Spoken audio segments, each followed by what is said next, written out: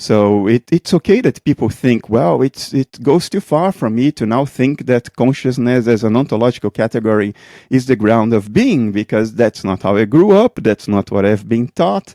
And after 60 or 70 years of that, it's indeed very difficult.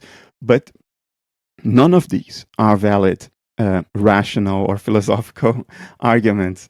So today, I don't think there is any really strong argument against idealism.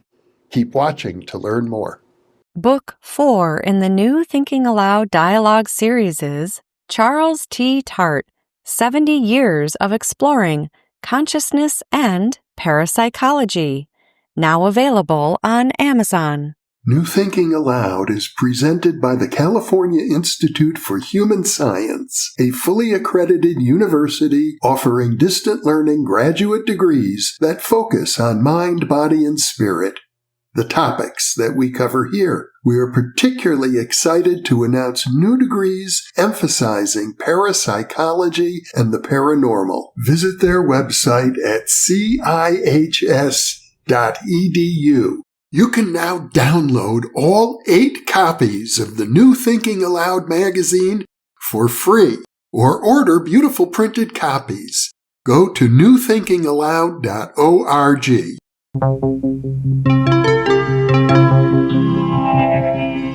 Thinking Aloud. Conversations on the leading edge of knowledge and discovery with psychologist Jeffrey Mishlove.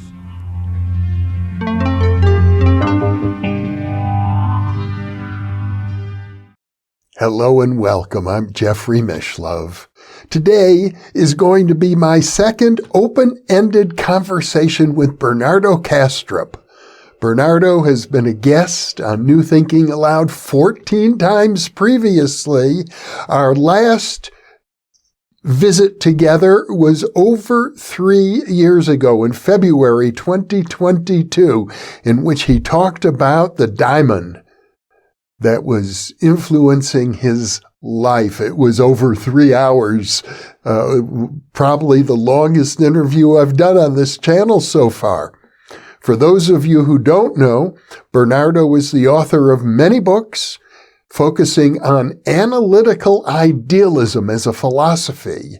His books include Rationalist Spirituality, Meaning in Absurdity, Dreamed Up Reality, Why Materialism is Baloney, Brief Peeks Beyond, More Than Allegory, The Idea of the World, Decoding Schopenhauer's Metaphysics, Decoding Jung's Metaphysics, which incidentally has a foreword by yours truly.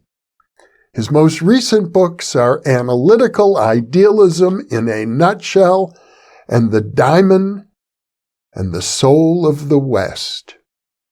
Bernardo lives in the Netherlands, and now I'll switch over to the internet video. Welcome, Bernardo. It is a pleasure to be back with you again. I was surprised to discover that it's been well over 3 years since our last conversation. It feels so recent to me. What travesty that it has been so long. It feels very recent to me too, Jeff, and I'm very happy to be here with you again. Well, I'm delighted to be with you, and I suppose the really big development since we spoke last is your work with the Essentia Foundation. From all that I can gather, it's taken things to a new level. Yeah, the foundation started very modestly. Now it's almost one of the most, one of the publications around philosophy that most people visit regularly. Our videos are getting millions of views, which we didn't expect. We never saw this coming. The website is getting loads of hits as well. So that has grown to a proportion that was unimaginable 4 years from now when we started. And obviously your main purpose, I will call it, your main purpose is to awaken people to the reality, as you see it, of analytical idealism, the idea that we live in a mental world primarily, fundamentally, not a physical world. Yeah. Essentia is not dedicated to analytic idealism in particular, but to all idealisms, any metaphysical view that entails consciousness being the fundamental ground of reality. And we publish stuff that is relevant to this view. So not only essays and videos that promote this view, but also those that have interesting arguments against it that we think are valuable as part of the discussion. So it's quite broad, although the mission is indeed around idealism. Good. Let me ask you then, what do you think is the strongest oppositional argument? Oh, it's becoming very hard now. Most oppositional arguments are usually based on a misunderstanding of idealism. Like people say, for instance, if all is mind, how come the world is so regular and there are laws of physics? Well, it's only human minds that seem to be irregular and unpredictable. That doesn't apply to mind as an ontological category, right? The universe can be mental and still be very regular and predictable because mentation is based on regular archetypes and all that stuff. So a lot of the arguments are based on misunderstandings. Some of them are based on a gut feeling. And there is nothing wrong with it. It's just we are, embedded in a culture at all times. And that culture sort of gives us an intermediary layer between us and reality. We don't have a direct relationship with reality. It's mediated by the narratives and the values of our culture. And those narratives and values have instigated into all of us the notion that this is physical stuff. In other words, non-mental stuff. There is no positive definition of physicality. It's a negative definition. Physical is that which is not mental. This idea has been inculcated in all of us for 2 centuries almost now. So it's okay that people think, well, it goes too far for me to now think that consciousness as an ontological category is the ground of being, because that's not how I grew up, that's not what I've been taught. And after 60 or 70 years of that, it's indeed very difficult. But none of these are valid rational or philosophical arguments. So today, I don't think there is any really strong argument against idealism. It's mostly a cultural habit. Yes, or misunderstanding because of cultural habits. So at the end, it comes down to cultural habits. I've been very influenced by a great sociologist, Pitirim Sorokin. I'm not sure if you're familiar with his work, but he looks at metaphysics as what he calls the glue that holds a whole society together. So he thought metaphysics was extremely important. And in his way of looking at history, Western culture has been glued together by materialistic metaphysics since the Renaissance. Yeah. Since around that time, materialism has been calibrating and modulating our lives for us. Of course, it became dominant only in the 19th century, early to mid 19th century, around the July Revolution in 1830 and so on. But for our generations, it has been the water we swim in, and what is remarkable to me is that the more you are sort of a victim of your cultural milieu, the more you fall victim to it, the less you understand how much a culturally chosen metaphysics influences your life. Right? So it is the people who are most affected by the metaphysics of the culture who will say that metaphysics is as useful for humans as ornithology is useful for bees, which is a very popular thing to say, and you may score some points in your social environment, but it's absolute and utter nonsense, because it is our metaphysics, even if it is taken for granted, not thought through. Even more in those cases, that calibrates, for instance, our understanding of the meaning of life, our values, how to relate to ourselves, other people, in the world at large. All of this, in other words, the whole of life is calibrated by our metaphysical narratives, assumptions, and intuitions. And most of those are given by the culture, for sure. In Sorokin's model, since I've brought it up, he points out that throughout history, you can identify certain periods where the metaphysics of a culture changes. And as he regards metaphysics to be the ultimate glue holding a society together, those periods of transition can be very rough, very dangerous. And in fact, Sorokin wrote a book, I believe it was in 1934, called The Crisis of Our Age, in which he said the materialistic metaphysics is breaking down, and the famines and wars that we've seen, and the war that he saw was about to come, are all symptoms of this underlying shift in metaphysics. Absolutely. I think the last time a remarkable shift has taken place was around the middle of the 19th century, because it was a time when the Industrial Revolution elevated the bourgeoisie to the level of dominant class as opposed to the aristocracy or the clergy. And of course, the clergy who were dominant up until the middle of the 19th century or so, their entire power base was metaphysics determined, dualism, religion, and all that. So when the bourgeoisie took over in social influence around the middle of the 19th century, they brought with it the materialist metaphysics. But you always have to come up with a metaphysics that legitimizes your position and your views in society, right? For the bourgeoisie, materialist consumption was a way of life, and the basis of power. You know, your power was not because of in which family you were born or how much theology you studied. It's how much money you make by selling and buying stuff and keeping that money in the bank. So materialism became predominant, and of course Darwin was the coup de grace in that whole thing, because what the clergy still had going for them was the power to explain life. And Darwin came around and proposed something that was claimed to explain life without any of the dualist metaphysics of the clergy or any of the theology of the aristocracy, because kings were supposed to be God's representatives on earth and all that. And after the French Revolution, there was a bit of a backlash on all that. So it was around that time that the last major shift happened towards physicalism.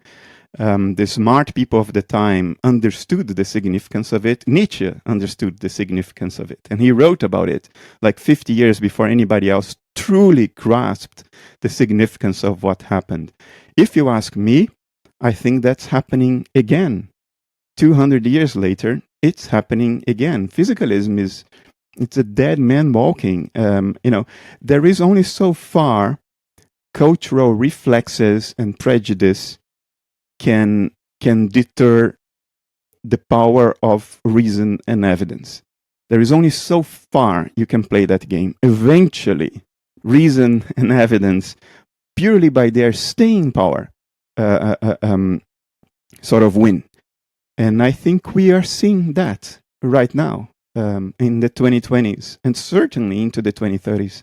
Well, you base your arguments largely by avoiding issues relating to the paranormal, looking at more conventional philosophical and scientific approaches. But did you know that Darwin's partner or co-inventor of the theory of evolution by natural selection, Alfred Russel Wallace, was a spiritualist and an active proponent of paranormal research? I'm not a critic of paranormal research at all. I think analytic idealism gives enough substantiation for us to even think of paranormal phenomenon as almost banal, certainly ordinary, why wouldn't that be the case that occasionally I can pick up on your thoughts and you on mine if we are both part of one field of subjectivity, and mind is fundamental and not sort of locked in inside your skull because it's generated by your brain.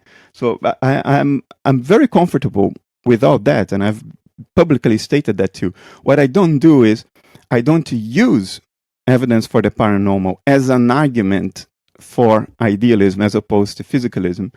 And there are a couple of reasons for that, Jeff. One is in my own affinity. I find the normal incredibly mysterious already. So the paranormal for me, it's like my interest will jump to that once I know what a grain of salt is, if you know what I mean. I am too aware of where we actually are in our understanding of nature to be able to dismiss the normal as insignificant and get attracted by the paranormal. I do recognize the paranormal as ordinary. My girlfriend, my partner, she's very good at picking up stuff from the ether and knowing what's going on far away in that precise moment. So I don't have an issue with that. It's just that, we have this spontaneous interests in different fields. My interest is mostly on the so-called normal because I understand how deeply mysterious it is. Another reason is that I also don't want to implicitly convey the message that if I focus on the paranormal as evidence for idealism, I may be interpreted as conceding that all the normal stuff is consistent with physicalism. And no, I don't concede that. I think the normal contradicts physicalism. We see that in Foundations of Physics. We see that in the neuroscience of consciousness.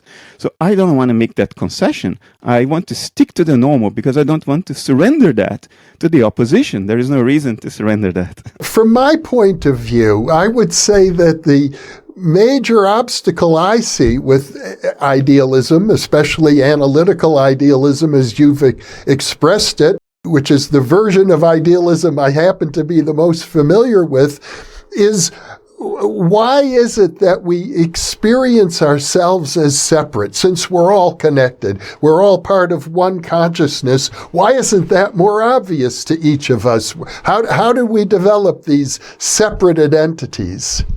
Well, any metaphysics you choose has a problem, right?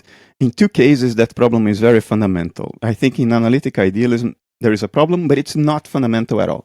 So in physicalism, the problem is how do you account for consciousness and experience if everything that exists is unconscious? In dualism, it's the interaction problem. If there is mental stuff and physical stuff, and they are fundamentally different, then how do they interact? On what basis do they interact? And for idealism is, if everything is one mind, why do I feel like a small little guy facing the monstrosity of the world?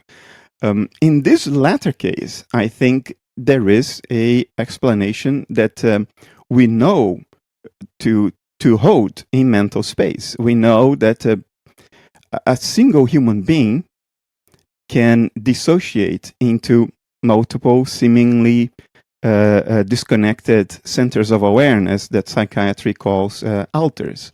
And that sometimes these centers of awareness are aware of each other, sometimes they are not. And there is a lot of clinical evidence that they are concurrently aware. It's not like you start your operating system in Windows and then you shut it down and you start up in Linux with another personality. Now, these personalities seem to coexist and be co-conscious. So we know that this happens in mental space. There is centuries of clinical evidence for it. And now, in the 21st century, there is neuroimaging evidence for it. We know that dissociative identity disorder has signs in an fMRI that betray its presence. You can diagnose it based on the patterns you see in a functional MRI, in a functional brain scan. So all that we need to do is to extrapolate what we know happens in the mind of a person to the mind of the universe. It's not a fundamental problem. We know the thing happens. We know mental space can fragment into seemingly disjoint centers of awareness. So the postulate is simply, okay, what happens in a person happens at the level of nature as a whole, and we are the alters of the mind of nature. And by the way, we can also be diagnosed as alters because we look like something. We look like biology. Alters look like biology, right? When we look around and we see other living beings, that's the sign that there are dissociated alters of the mind of nature out there. In the case of a person with dissociative identity disorder, it's the patterns of certain functional MRI scans that betray the presence of the alters. In our case, what betrays it is biology. We don't need a brain scanner because we are already inside the mind of nature, right? Well, I think the evidence from dissociative identity disorder does support idealism in general, in particular the fact that one alter might have an allergy and another alter might not have that same allergy, or the colors of the eyes can change, things of that sort that would seem to completely defy the idea of physical causation. There you go. And we don't, even if you ask me personally, I have had what you could call semi-dissociative experiences, very mild, nothing pathological, but I'll give you one example. There was a time, years ago, I realized I have pain. And it was a funny pain, and I thought, okay, I have to look at it. I went to my doctor, and I told my doctor, it was like the next day, I went to my doctor and said, I have this pain. And my doctor asked me, okay, since when are you having this pain? And only then I realized I've been having this for a couple of weeks. But if you had asked me 2 days earlier, are you in pain? I would have told you in full honesty, honest to God, I would have told you, no, I have no pain. I was dissociated from my pain. And once that dissociation ends, you know retroactively that you were dissociated because you have the memories of both dissociated complexes. And so when I was in front of my doctor, I had the memory of me the day before, knowing that I was in pain, and I had the memory of me 2 days before, thinking that I was not in pain, but knowing then retroactively that I actually was. So that this stuff can happen in mind space, to me, it's self-evident. I think everybody can figure that out just by paying attention to their inner life. Unfortunately, we live in a culture that not only doesn't favor introspection, it actively tries to, steer you away from introspection. But if you do pay introspective attention, I think you can easily find instances in which you yourself is sort of split into multiple. I know in your recent book, Analytical Idealism in a Nutshell, you refer to the thinking of our mutual friend Bernard Carr, who is very interested in multiple dimensions of both space and time, as a way to potentially explain this idea of how alters are formed, or Tom Campbell likes to use the phrase individuated units of consciousness. Do you have any further thoughts about that? Yes. Look, there is one thing I will acknowledge. It's very hard to visualize dissociation explicitly and coherently, because what it's asking us to do is to take seriously the thought that I am you right now, while I am me. How do we visualize, how do we conceive of this coherently and explicitly, right? It's difficult. We have plenty of empirical evidence for the fact that this can happen, and it does happen, and it has been happening for centuries. So, okay, you could say the empirical evidence show that this happens, so we don't need to visualize it. But it would be much more satisfying if we could visualize the mechanism, if we could have this closure, this conceptual closure, like, oh, I see what the mechanism is, I see how the process leads to this. And one way to visualize this is along the lines of Bernard Carr. If you think of time as multidimensional, just like space is, then you can think of every dissociated alter having its own timeline. And when I talk to you, essentially, I am talking to myself across timelines. In other words, outside of time, I would remember my life and your life as my own life, and you would remember your life and mine as your own life. But through the magic of multidimensionality, which is very popular in physics for all kinds of reasons, there is no reason a priori why we couldn't apply that to time. The idea would be, well, this thing that you and I are is traversing different timelines. Within that timeline, you only recollect the past of that timeline. But nature arranges itself in such a way that what we are can talk to itself across timelines. And when that happens, we think we are other. That's a way to visualize this dissociation. Since you've brought up dissociative identity disorder, it's a topic that's been on my mind quite a bit since we spoke last. Now, I looked into the psychiatric literature, the psychological literature, and I'm pretty sure the mainstream view of this is that these alters are not really separate identities. They are figments of a single personality that has gotten split off. However, I have encountered two individuals who strike me as being very different, and I call them two souls in one body. I refer to them by their names, Annika and Tristan. One is an 18-year-old female. The other is a 37-year-old male. I've done 7 interviews with them now. They genuinely appear to me to be quite distinct from each other. I don't think of them in the least as being figments of one personality. And to my knowledge, this is something that would be very supportive of analytical idealism. And yet I don't believe it's actually been acknowledged in the psychological or psychiatric literature. I think of personality already as a dissociative differentiation, right? Because when we say this person has a personality, what we mean is there are characteristics attributed to that person that differ from the characteristics that we attribute to other people, right? So in a universe in which there is no dissociation, there is no personality because there is no differentiation. It's all the one there is. And you can't attribute personality to that. You can attribute archetypes to that, because whatever nature is, even if it is one, it is the one it is, and not some other one that it conceivably could have been. So it still has attributes that define its being, but not a personality.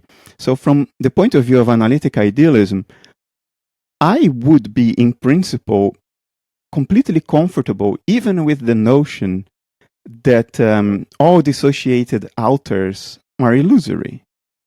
I would be comfortable with that because I think this is exactly what's going on. You and I, our personalities, are simply reflect the particular contents of dissociated complexes in the mind of nature, the one field of subjectivity that I think exists, and that ultimately there is only that, and everything else is a behavior of nature. It's something nature is doing, not something nature fundamentally is. I don't think Bernardo exists fundamentally, or Jeff. I think Jeff and Bernardo are things nature is doing, and one day it will stop doing us, and nothing is going to be lost.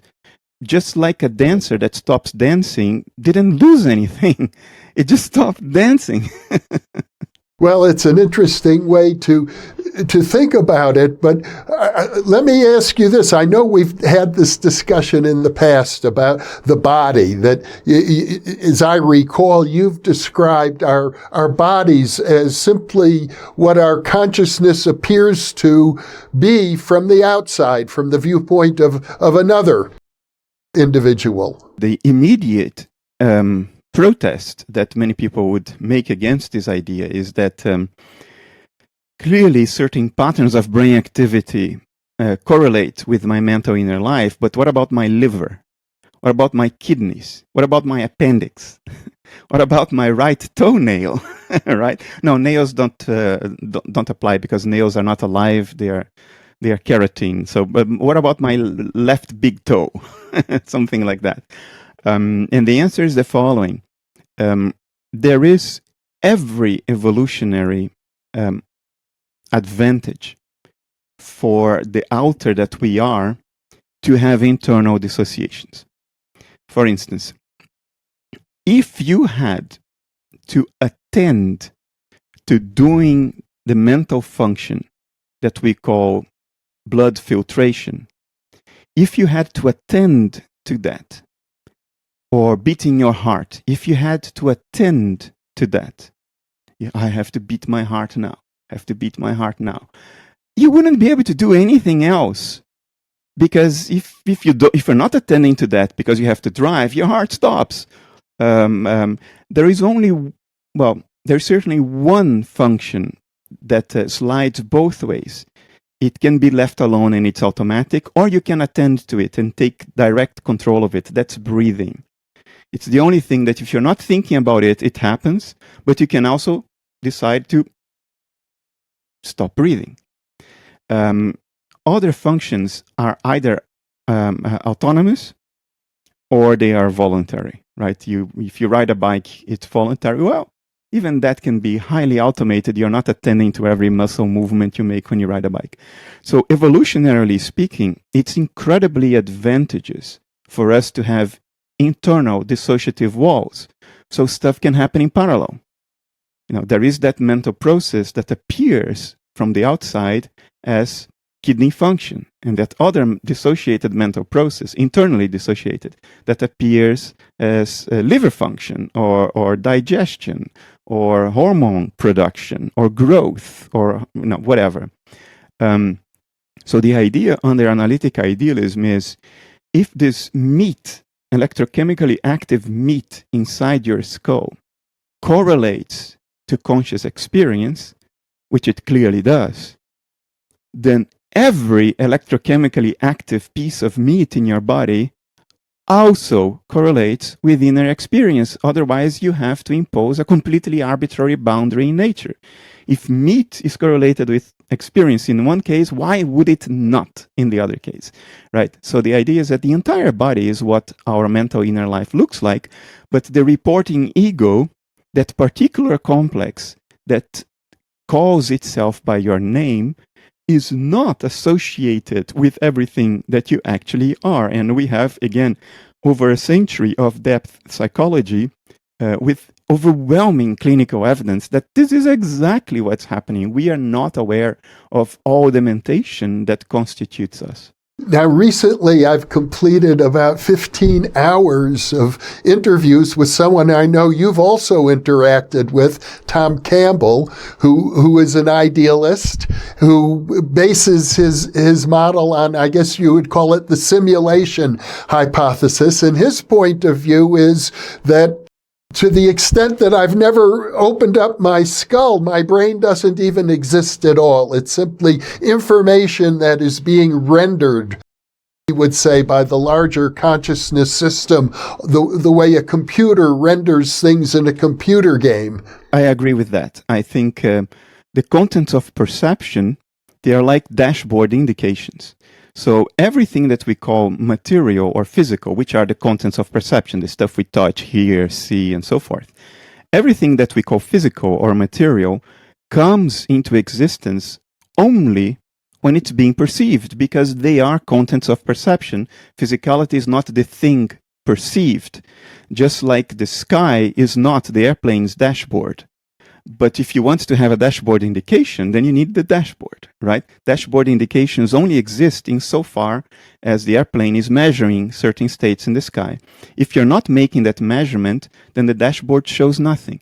Now, my contention is that the physical or material world are dashboard indications. If you're not making the measurement, if you're not looking, then there is nothing physical or material. There is that which, when observed, appears to us as physicality. That exists, and it will exist whether you're measuring or not. The sky is there, even if there are no airplanes flying around making measurements to display on the dashboard. But that which exists is not physical, it's mental. Physicality, in my view, is just the contents of the dashboard as provided by evolution by natural selection. So I agree with Tom unreservedly on this. I myself don't use the word simulation hypothesis because I think it's liable to a lot of misunderstanding. The main one being that if you say this is all simulation, it may convey the message that it's deliberate, that this has been engineered to deceive. And I don't think that is going on. I'm a naturalist. I think we are being deceived by materiality only in the same way that we can say the sun is deceiving us because it appears to move around the earth. No, the sun is not deceiving anyone. We are confused. That's all there is to it. It's not a grand conspiracy on the part of nature to create and gender a simulation that deceives us. Nature is just being what it is. And we get confused about it sometimes. I think we got confused about what physicality is. We think it is the thing in itself. I think it's just an appearance, just a dashboard indication. But that doesn't mean that there is a grand, deliberate simulation engineered to confuse us. Monkeys don't need conspiracies to be confused. They are very naturally confused. Monkeys tend to be very confused. You're bringing up another subject which is dear to me, actually. Has to do with quantum physics, and I know you and I have spoken about quantum physics in the past, and the idea of the so-called collapse of the quantum wave function. According to some of the earlier writings of Wigner and von Neumann, it takes consciousness to collapse the wave function. But today, mainstream physicists reject that interpretation almost entirely. They would say the wave function can be collapsed if it's recorded by an instrument, a magnetic recording, for example, by a completely non-conscious instrument. That's quite sufficient to collapse the wave function. Have you any thoughts on that? Let me start by saying I do not believe in collapse, let alone consciousness causing collapse. I think the consciousness causes collapse interpretation sort of indicates that there is a physical universe out there that isn't mental, and that our mentation, our consciousness, somehow has a superhero-like magical effect on that non-mental universe out there, that it changes that non-mental universe by a mere act of observation.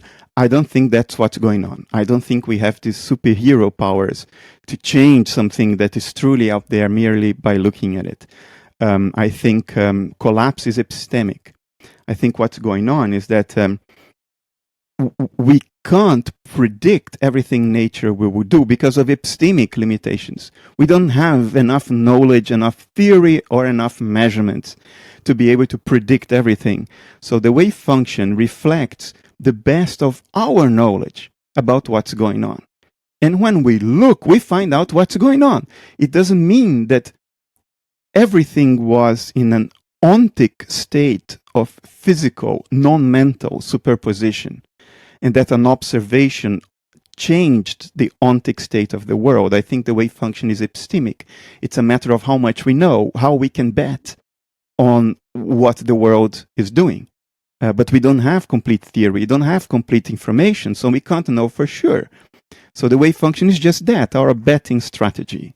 That's what I think. Having said that, I think operationally it is untenable, or philosophically is untenable at an operational level, to say that we have proven that consciousness has that what passes for collapse.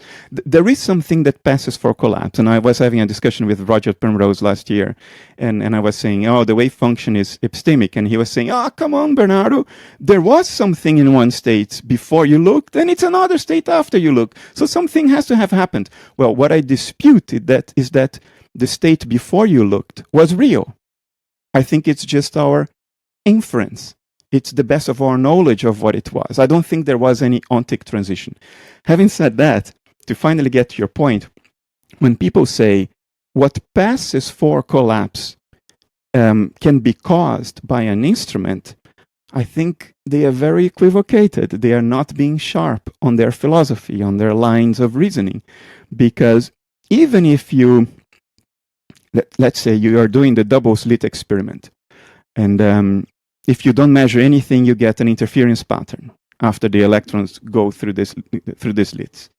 But if you put a detector at the two slits, you lose the interference pattern.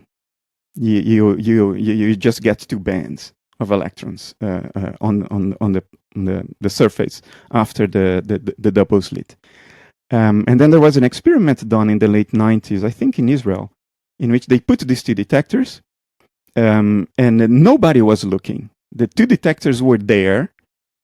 Sort of imagine that it's closed in a room and there is nobody inside that room. So they put the two detectors, and then when you look at the screen, there are only the two bars. So the detectors collapse the wave function. That was the argument. The flaw here is pretty obvious, so obvious that a lot of people miss it. You only know that when you look at the end of the experiment.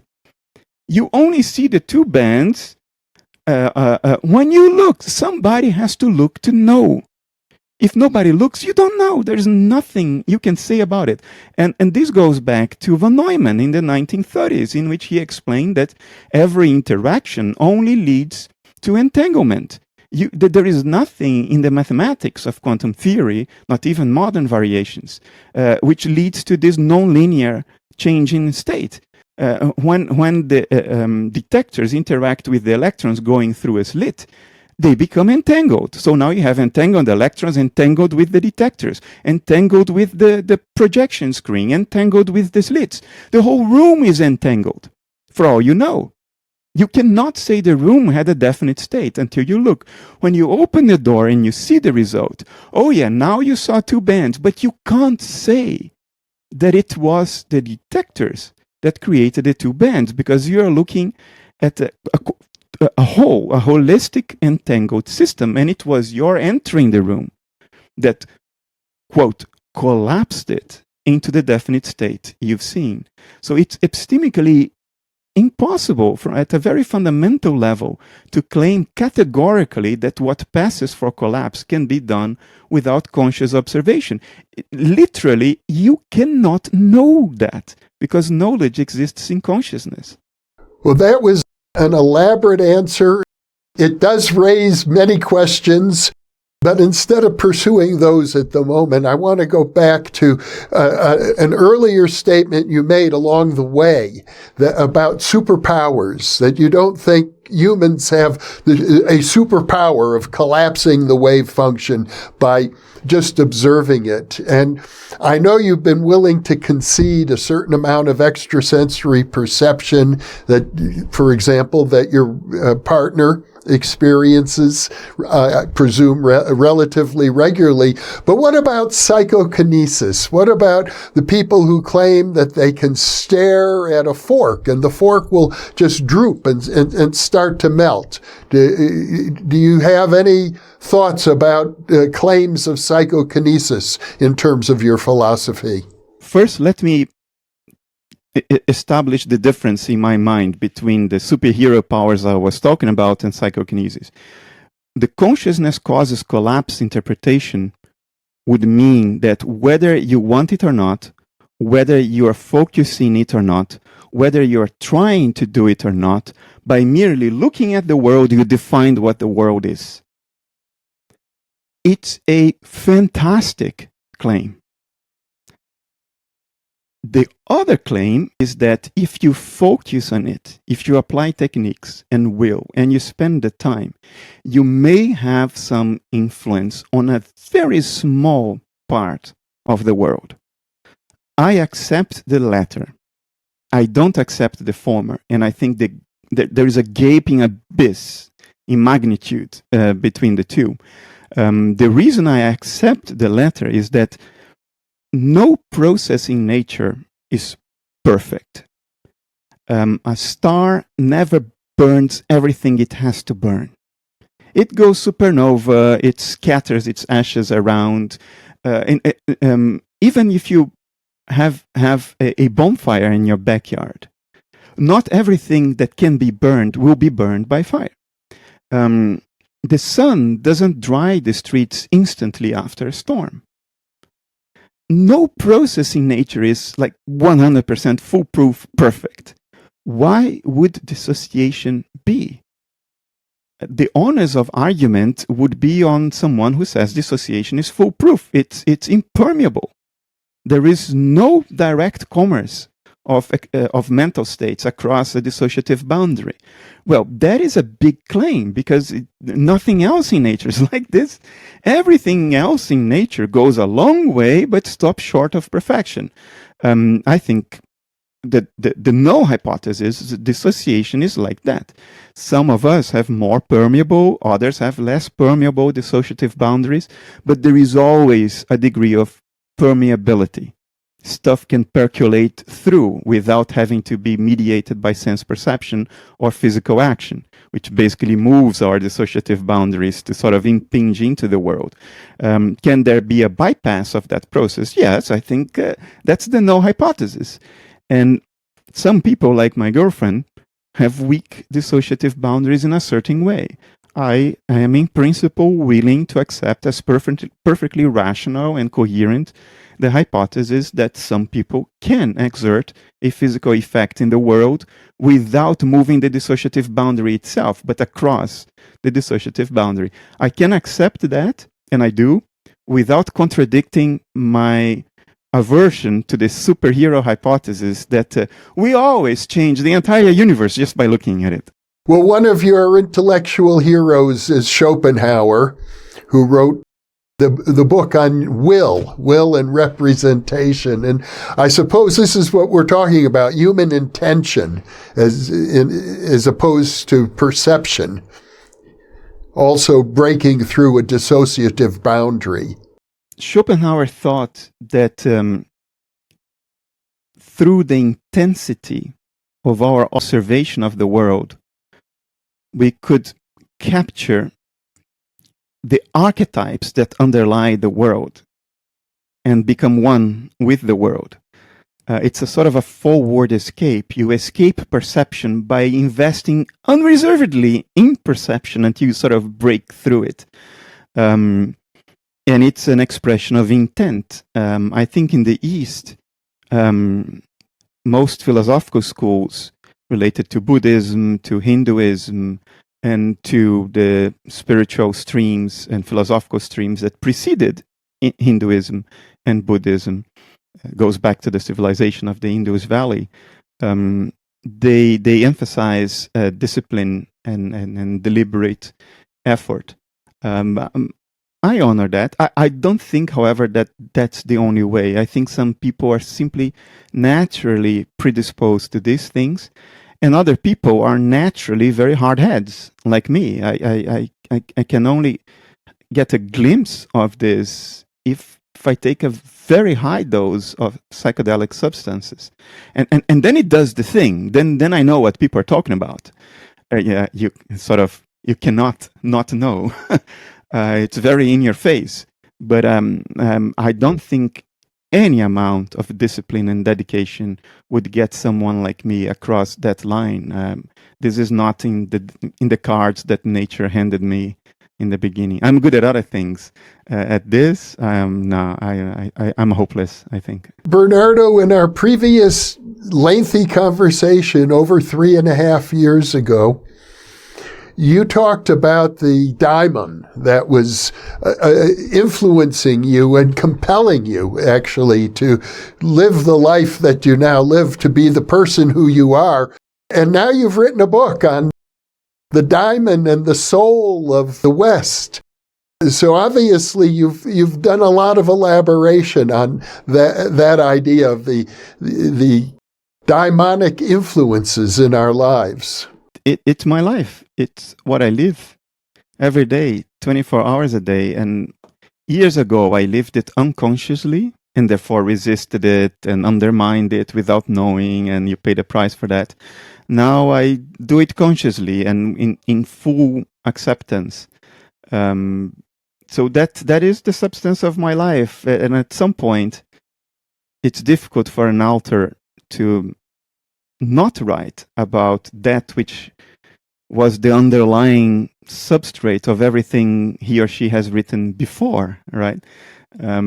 Honesty eventually compels us to sort of show our cards and confess. It's a confession, sort of a philosophical or spiritual confession. So that's what this book is. It's my confession. Well, your use of the term daimon is, I think, important. It suggests a personal relationship. It suggests that you're not just dealing with a philosophical principle like teleology. You're dealing with an entity. It is a felt presence, a very clear, often overwhelming felt presence. It is impossible to deny it unless you have a tremendous amount of prejudice and willful ignorance. I personify it because I follow a suggestion made by Jung many decades ago. Jung suggested that the force of the impersonal in us is so powerful. It can also be monstrous. It's so overwhelming that the only way for us to retain some degree of moral ground is to exteriorize it and personify it and say, that is not me.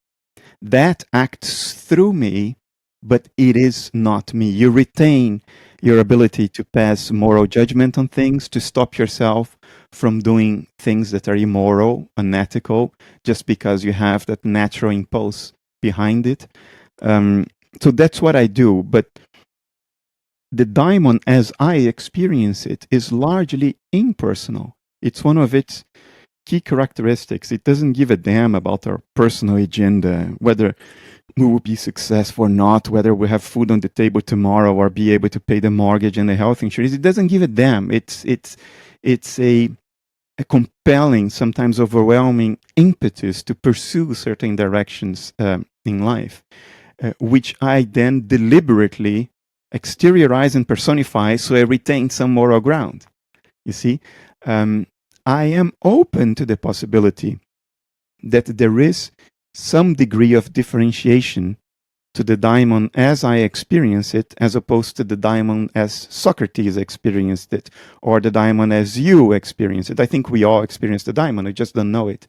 I am open to the possibility that there is some differentiation, that what the impersonal wants to do through me can be very different from what the impersonal wants to do through other living beings. And I think that's just natural diversity. How far I would go in actually saying the daimon is an entity, I wouldn't deny this completely. I think it would be dishonest of me to say, no, the daimon is just some kind of amorphous ocean of something. No, that's not how I experience it.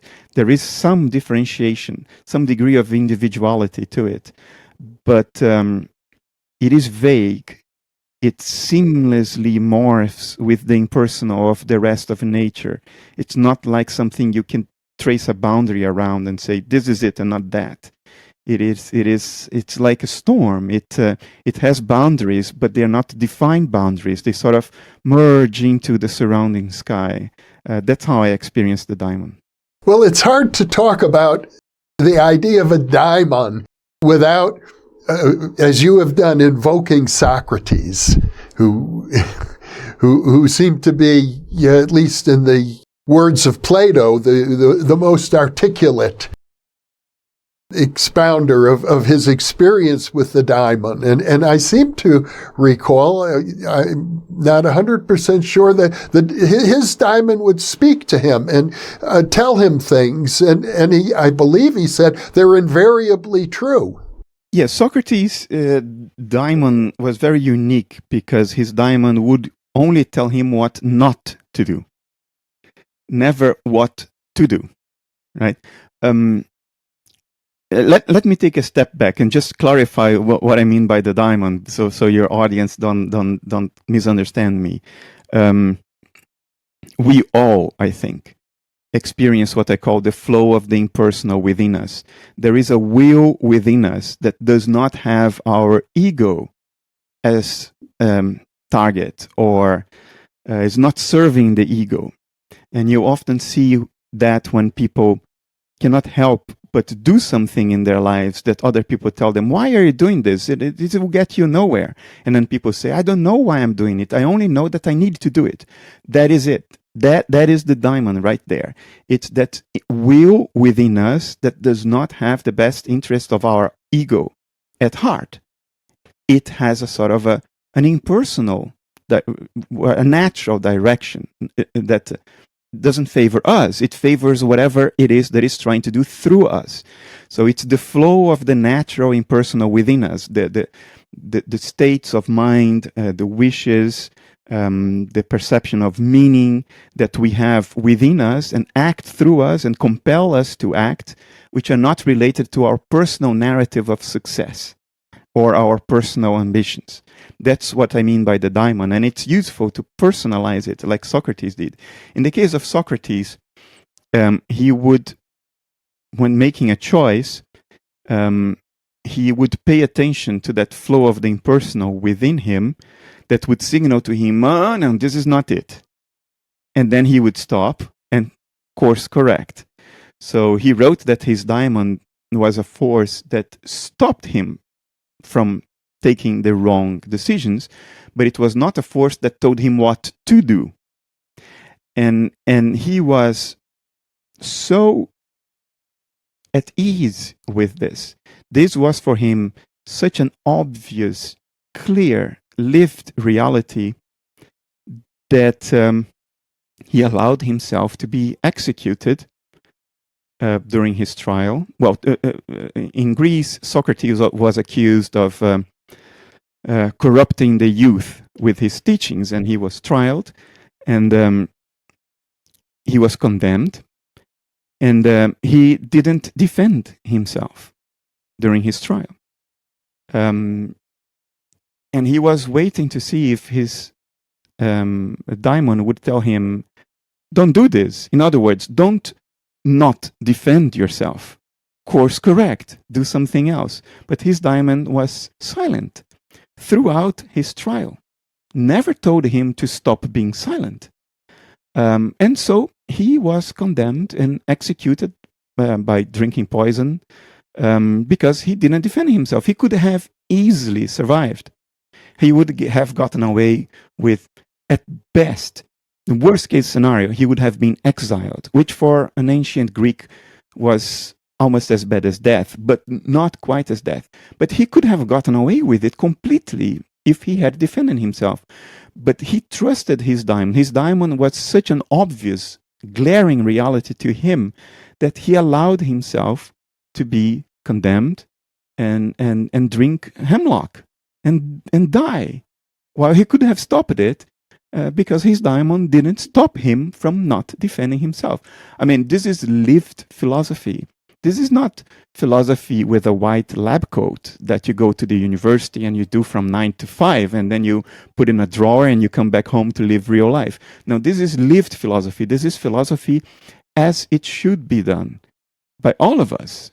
The only philosophy that is worth doing is lived philosophy, not conceptual masturbation. Excuse me for my crass terms, but there is so much conceptual masturbation published in highbrow academic philosophy journals. That's not the philosophy of Socrates. That's not the philosophy of Nietzsche, of Schopenhauer, of Kierkegaard. This is something else. This is a job, a clerical job. Real philosophy is a philosophy of the daimonic as Socrates lived it. Beautifully put. What a wonderful story.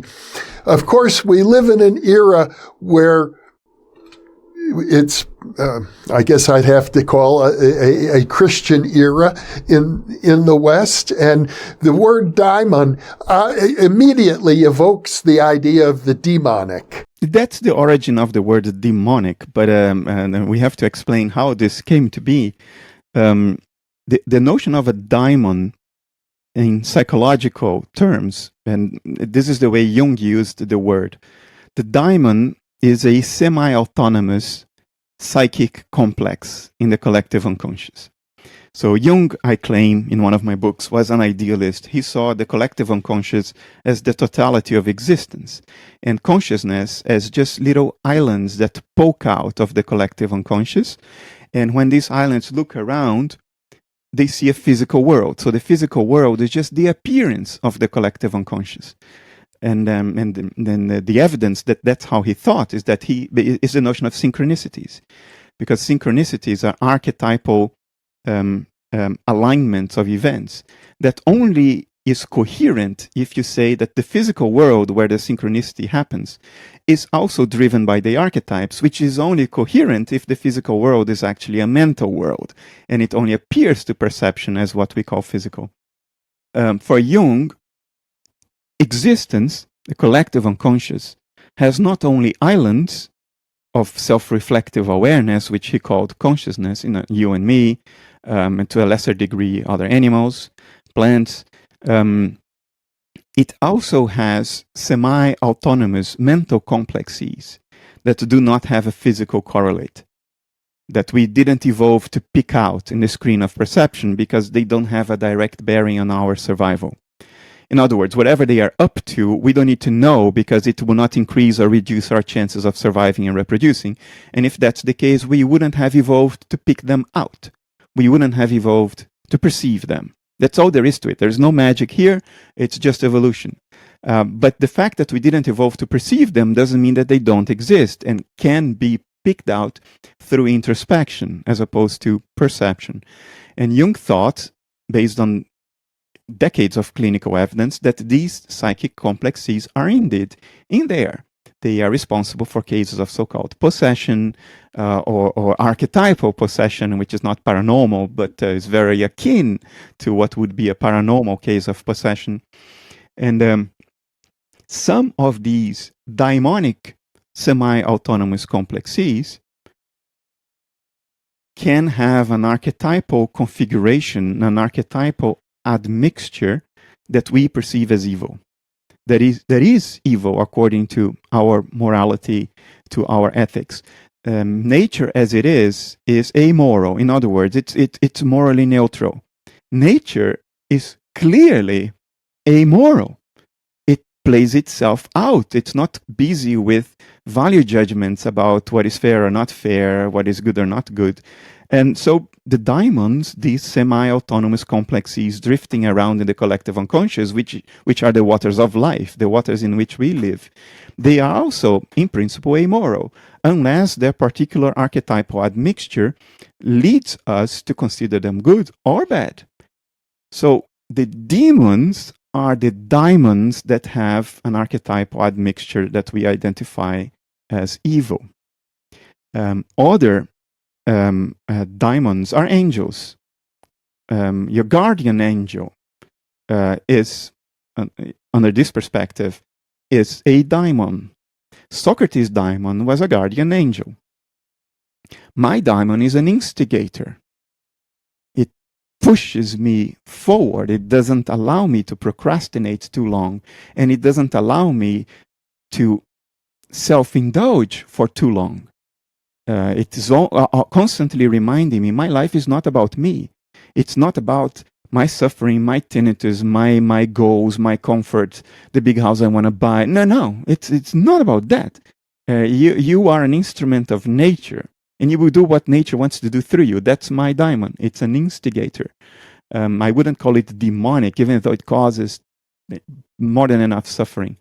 So a demon is a particular archetypal admixture of a daimon. Very well put. You have such a clear mind when it comes to making these fine distinctions. Let me conclude our interview with a thought. We have talked about instances of reported UFO contacts in our past discussions. You've written about it. These days, it's all over the news. It's the hottest topic probably on the New Thinking Aloud channel has to do with government disclosure and who knows what and what is the real truth about these things. But there is a segment of the population that thinks of UFO activity as somehow demonic. And I wonder if you have any reflections at all about UFOs, especially in light of all the revelations that have taken place since we last spoke. The understanding of this topic, as conveyed, for instance, by Jacques Vallée, and others. I was reading a book by someone else, I forgot his name, a very old book from the late 60s, 69, I think. And he has the same interpretation as Jacques Vallée, that what we call aliens now is just the same thing that we used to call fairies, and before that, angels and demons, and all the way back into primordial history, this stuff has been around us. Can they be daimonic? They can be daimonic in the Jungian sense. This not entirely individuated. In other words, it's sort of an entity. You can call it an entity, but it sort of smears itself out across existence. It doesn't have clear boundaries. It's to some extent impersonal, but differentiated enough that you can point at it and say that is a daimon. I think the aliens may be daimonic in that sense. They have always been here. They were not aliens before. They were just the fairies. There are many names for them. They are a part of reality that we didn't evolve to pick out, because they clearly don't have a drastic bearing on our ability to survive and reproduce. There are some reports of people being hurt by the so-called aliens, but I don't think there are reports of people being killed or not being able to continue on with their lives.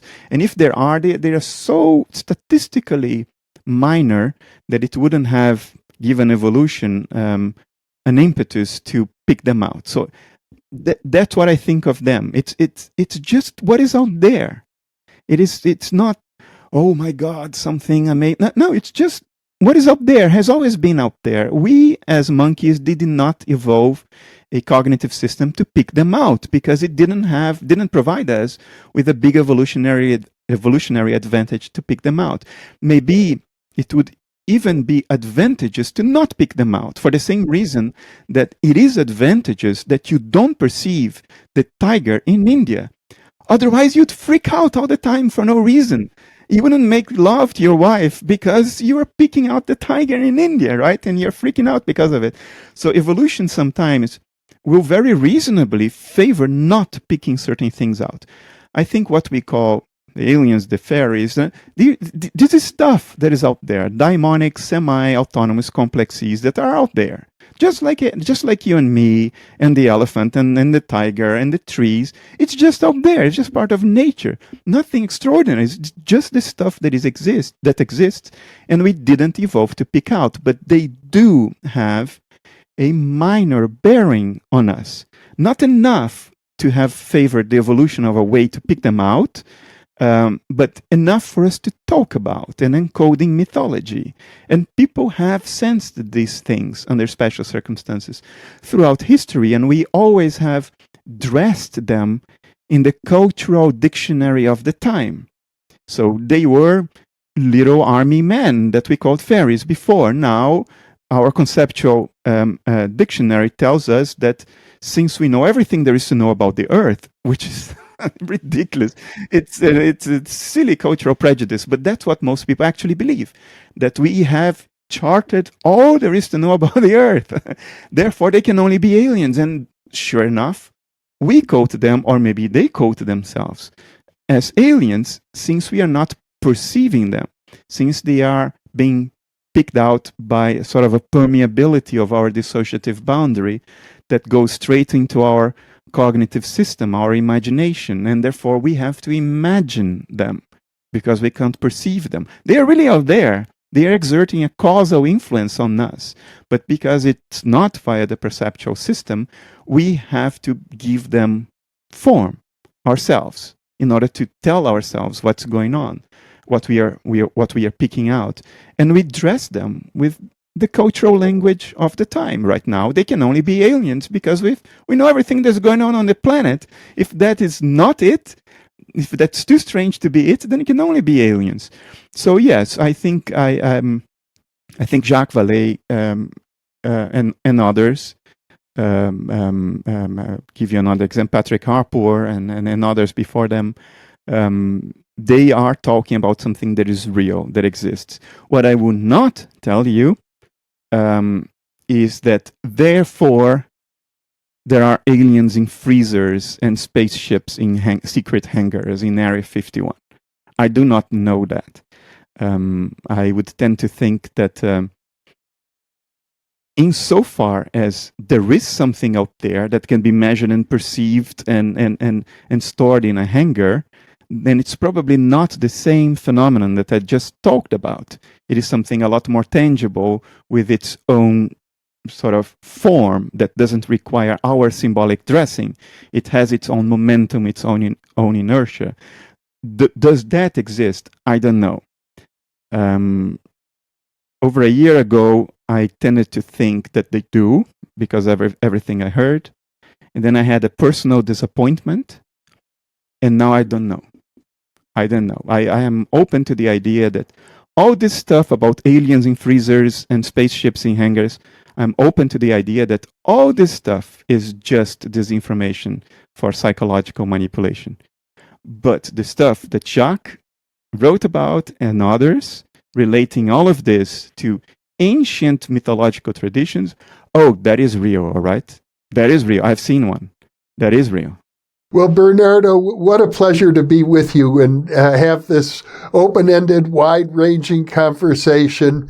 Are there any final thoughts you'd like to leave with our viewers? Oh, I'm very bad at answering this kind of question because usually I don't have any agenda when I'm having a conversation with you. The depth of the mystery of what constitutes the world in which we are living and the water in which we are swimming as fish, the depth of that mystery goes far, far beyond what most people intuit. Most people think we've figured out most of it. We haven't even begun. Future generations will realize how far we are from truly grokking what's going on. I would suspend all judgment until that time. Bernardo, thank you so much for taking the time to be with me and with the New Thinking Aloud audience. It has been a joy. It's always a joy for me too, Jeff. Thanks for having me. My pleasure. And for those of you watching or listening, thank you for being with us, because you are the reason that we are here.